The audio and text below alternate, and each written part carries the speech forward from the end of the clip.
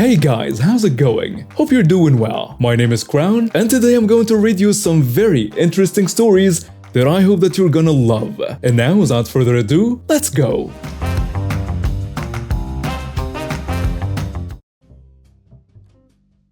I had always been an introvert, preferring the company of books over people. But my friends who knew that I had been feeling down lately convinced me to go out with them for a night of fun.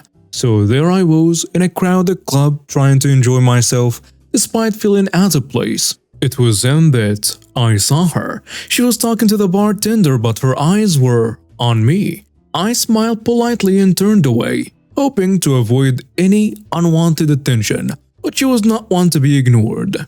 "Hey you!" she shouted over the music. "Come over here." I hesitated but eventually made my way over to her. "Can I help you?" I asked, trying to sound as polite as possible. "You're the guy from that bookstore, right?" she asked condescendingly. I nodded, wondering how she knew. "Well, I need your help," she said, leaning in closer. "I lost my phone and I think someone stole it.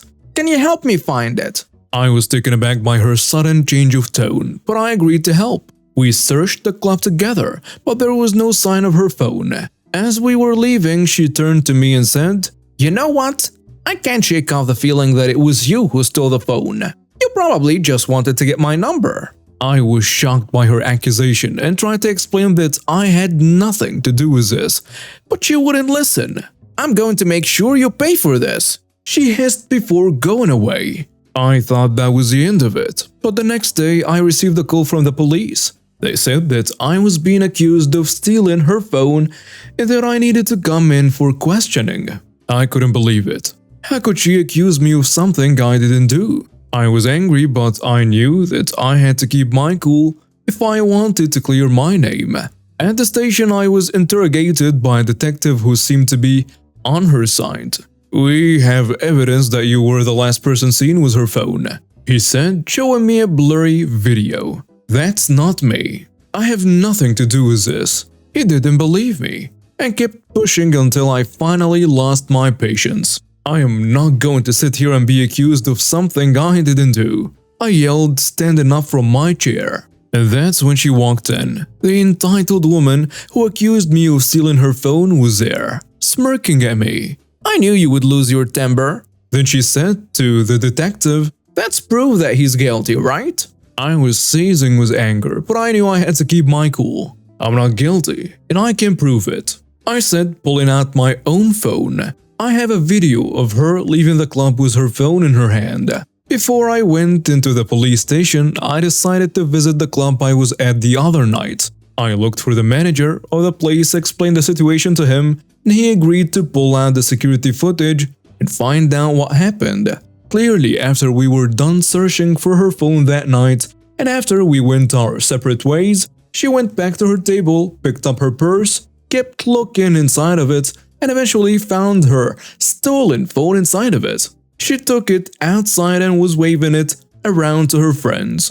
I asked the manager if I could take a copy of this footage, and he gladly agreed. He was a nice guy. The detective looked at the video and then at her. "Is this true?" he asked her. She hesitated for a moment before admitting that she had found her phone in her purse that night. The detective was furious at her for wasting their time and for trying to frame me for no reason whatsoever. She then turned to me and said, "At first I thought you stole my phone, and then you got on my nerves by yelling at me. So I thought I'd teach you a lesson." The detective asked for her to be put in a jail cell till they sort this out with me. I shook my head and turned away, knowing that I didn't want anything to do with her ever again. But as I was turned away from her, I heard footsteps behind me. I turned around to see her charging towards me, red-faced and screaming, "You ruined my life!" she yelled, swinging at me. I was caught off guard as she swung at me, but I managed to dodge her attack somehow. She was then tasered by one of the officers in the station after she refused to stop attacking me. I was asked by the detective if I'd like to press charges on her, but I just thought she's in so much trouble already, and I truly didn't want to spend the rest of my day in this place. So no thanks. I just want to get the hell out of here. I went home that day feeling like crap. Like, seriously, what the hell did I just go through? And why? But I guess when dealing with entitled people like this Karen, logical questions don't really make sense.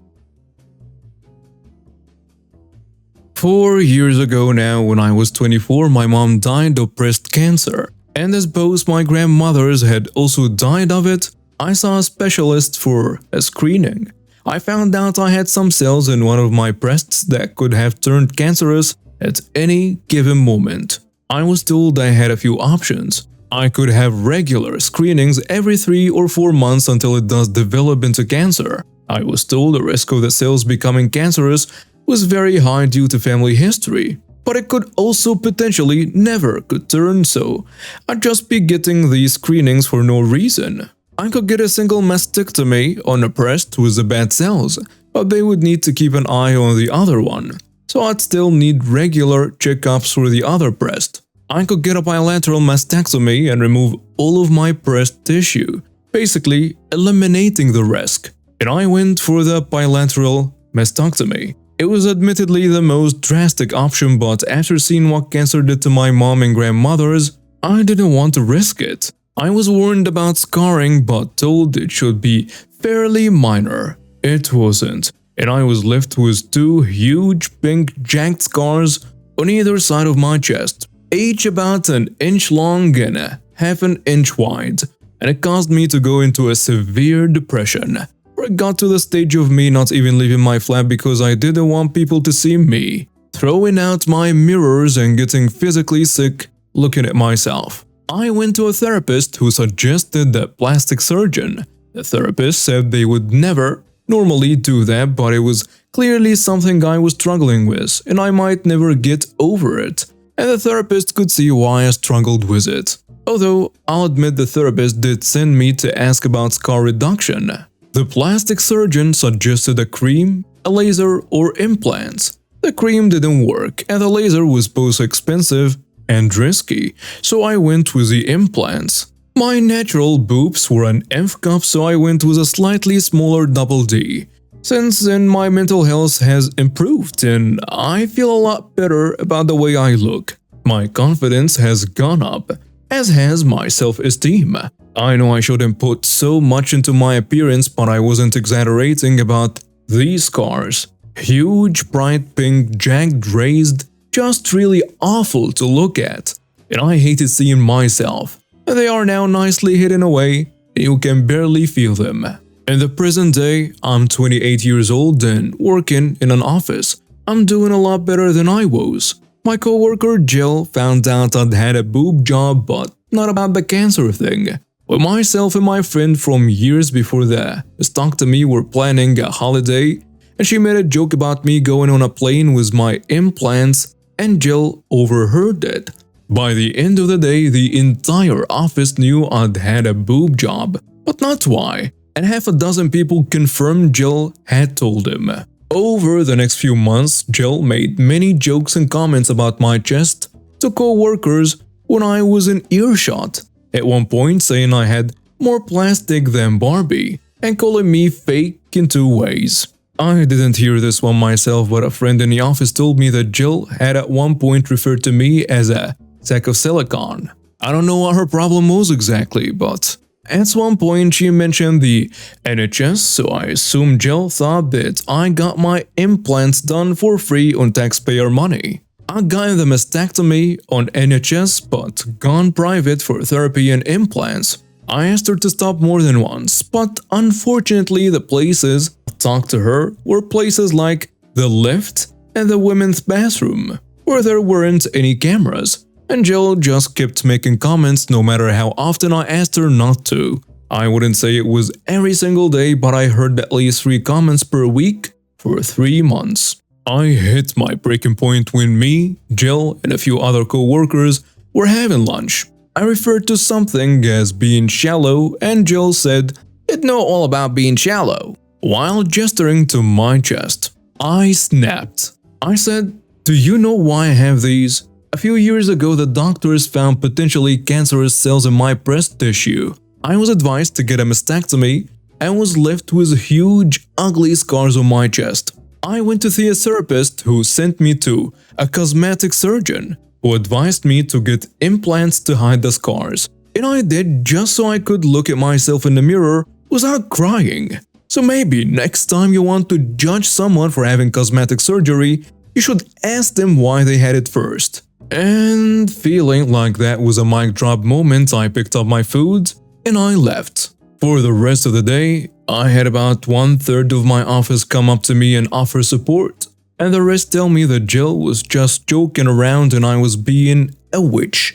I replied that Jill was being a witch long before I was. I then got an email from HR saying they wanted to talk to me the following day, and when I called for clarification, they mentioned the hostile work environment. Note, this is apparently an American term and holds little weight in England, but it's what was said over the phone.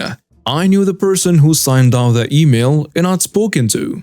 Her name was Debbie and she was Jill's friend in HR, so I was fairly confident on who had reported me. I realized that if this was already being sent to HR, I needed as much ammunition as possible, so I went about collecting my information. As Debbie had dealt with me so far, it was safe to assume she would be the person reviewing the complaint with me, and if that was true, I was screwed.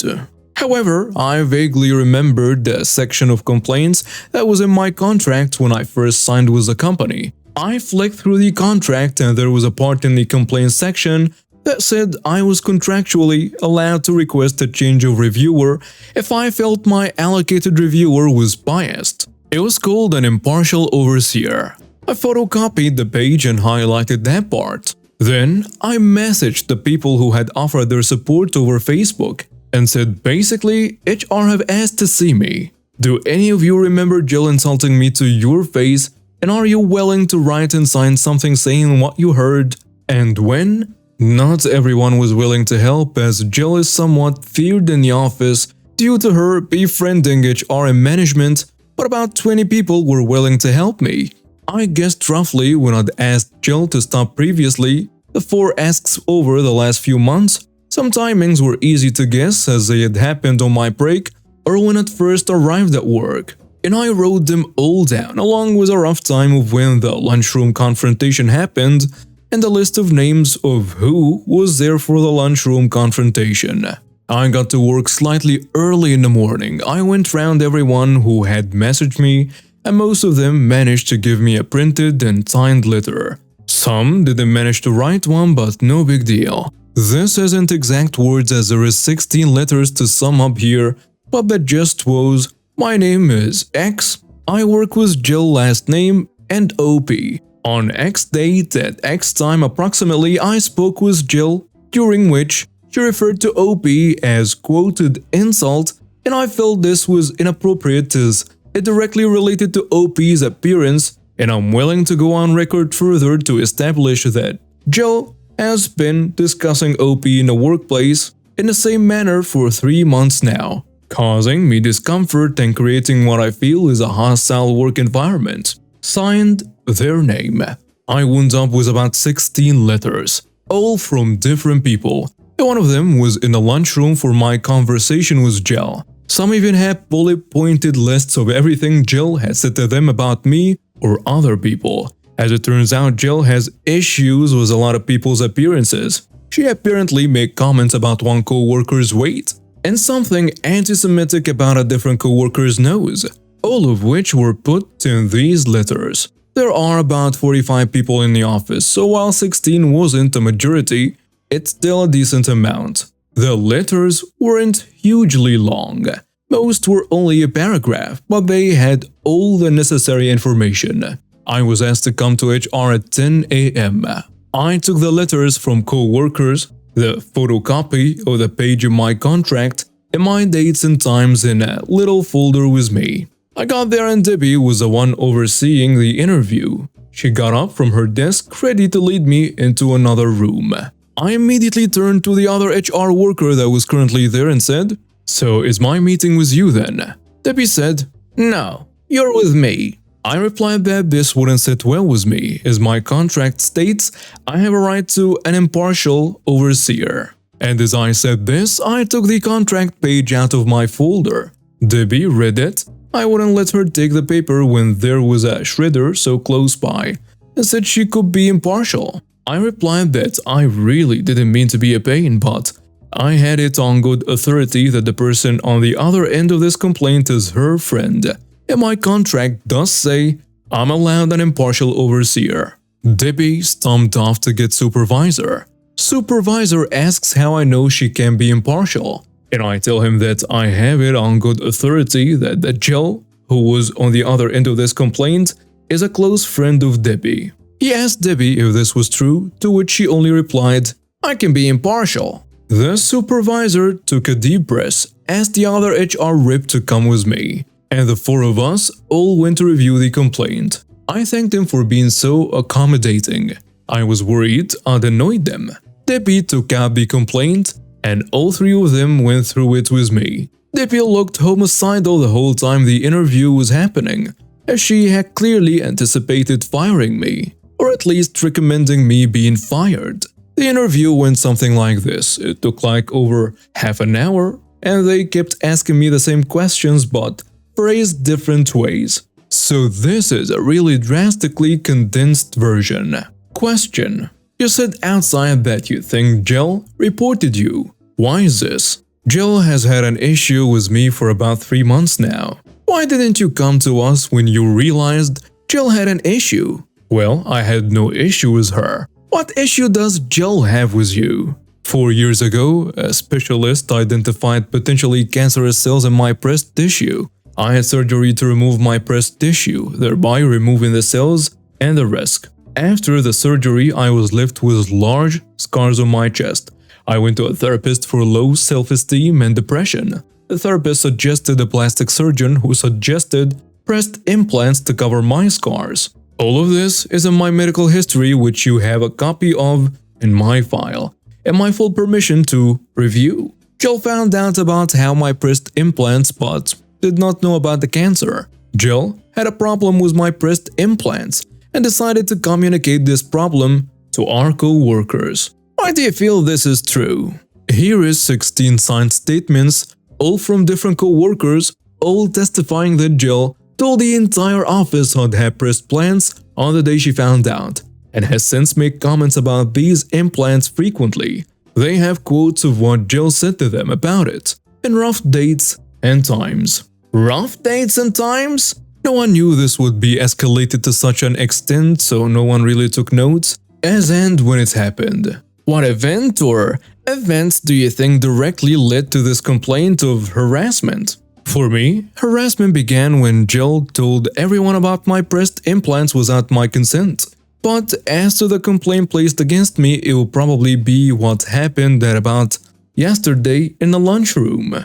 Jill made a comment about me being shallow while gesturing to my breasts, and I replied by giving her an abridged version of my relevant medical history and ending with a comment about the importance of getting the full story. And I replied by giving her an abridged version of my relevant medical history and ending with a comment about the importance of getting the full story. There are cameras in the lunchroom, so I'm sure you'll be able to find that conversation.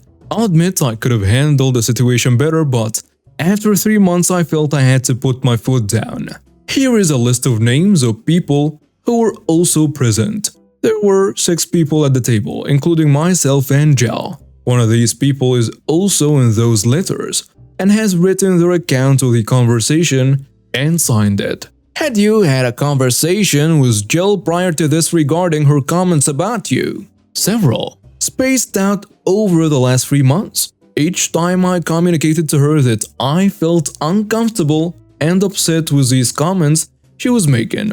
I would appreciate it if she were to stop. To your knowledge, was Jill made aware of your former cancer at any point in this time? No. It wasn't mentioned in the conversation with my friend she overheard, and I didn't tell her because frankly, it's none of her business. And I didn't feel the need to detail my medical history to a co-worker in order to avoid further sexual harassment. At this point, the supervisor stands up and says, "Well, I think we're done here." He shakes my hand and sends me back to my desk, saying that I'd hear from them after they reviewed the evidence, letters, CCTV, medical history, and anything they had already, and made a decision on the case. I got back to my desk, pulled up my CV, and prepared to start the job search again. About an hour goes by, then the person who wrote the letter and was there for the lunchroom conversation gets called for a meeting with HR. They come back 10-ish minutes later, and the other person who were also there for the lunchroom conversation get called one by one.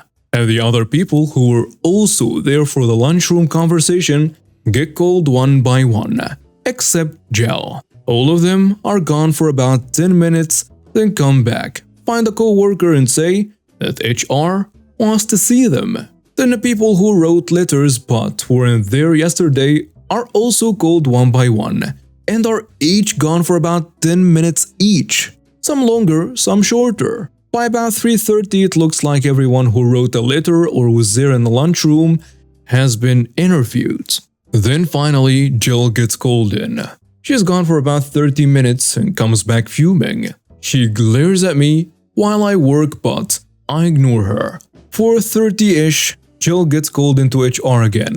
5 PM rolls around and everyone is either leaving or getting ready to leave when Jill storms back into the office and she glares at me the whole time she packs up her desk. She then starts telling anyone who will listen that I got her fired before shoving her way onto the left. An email comes in from HR. My case is closed.